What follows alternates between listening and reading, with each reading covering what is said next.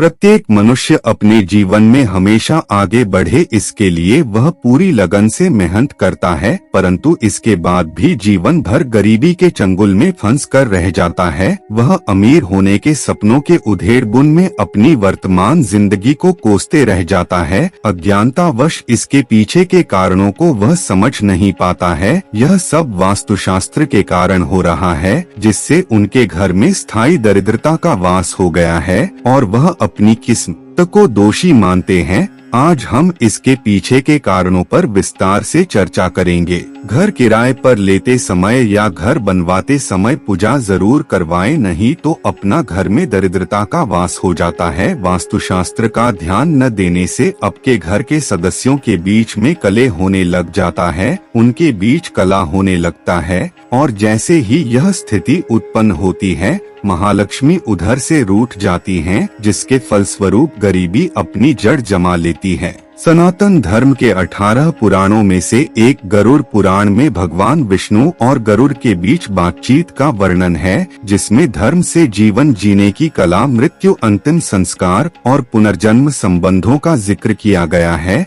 इस पुराण में भगवान विष्णु ने बताया है कि कौन कौन से कर्म है जिसकी वजह से व्यक्ति के जीवन में दरिद्रता आती है। रसोई घर में जूठे बर्तन रखकर सोने से हमारे घर में दरिद्रता का वास हो जाता है। रात को कभी भी रोटी बनाने के बाद तवा उल्टा ना रखें, ऐसा करने से घर में दरिद्रता का वास हो जाता है।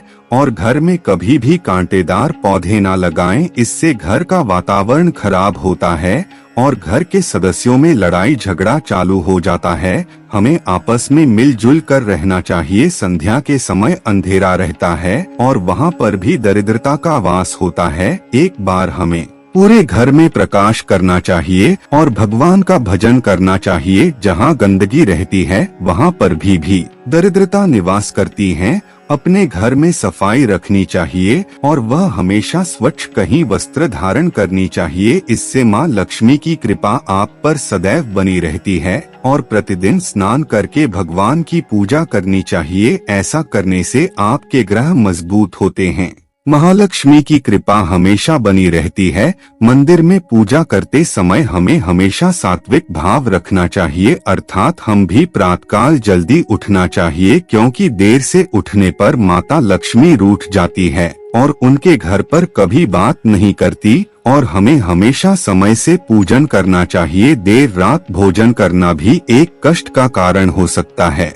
गरुड़ पुराण के अनुसार जो व्यक्ति संभाव से आलोचकों की आलोचना करता है, दूसरों के बारे में बुरा बोलता है, माता लक्ष्मी उससे भी नाराज हो जाती है। दूसरों पर बेवजह चीखना, चिल्लाना या गुस्से होने पर आपके जीवन में भी बुरा प्रभाव पड़ सकता है।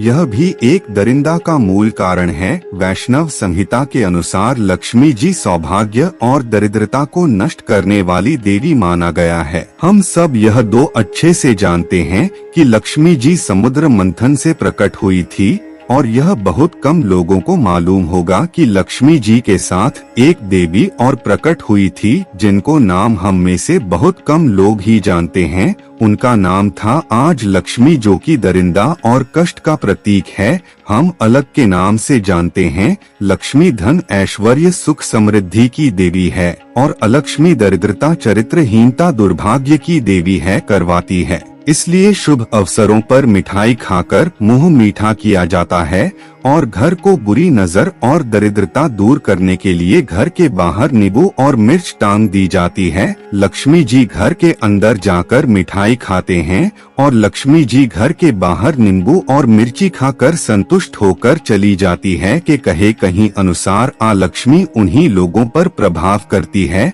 जो गंदे वस्त्र धारण करते हैं, दिन रात बेवजह की बातें करते रहते हैं और सुबह देरी से उठते हैं और कभी पूजा पाठ भी नहीं करते। अनुसार मैं वहाँ जाती हूँ जहाँ लोग गंदे रहते हैं, गंदी ही वस्त्र धारण करते हैं, दिन रात बनी रहती है और लोग के साथ गलत काम करते हैं। लक्ष्मी जी के अनुसार वह उन लोगों के घर पर ही जाती है जो सुबह जल्दी उठकर भगवान की पूजा अर्चना करते हैं और सदैव रामायण और अन्य पुराणों का पाठ करते हैं।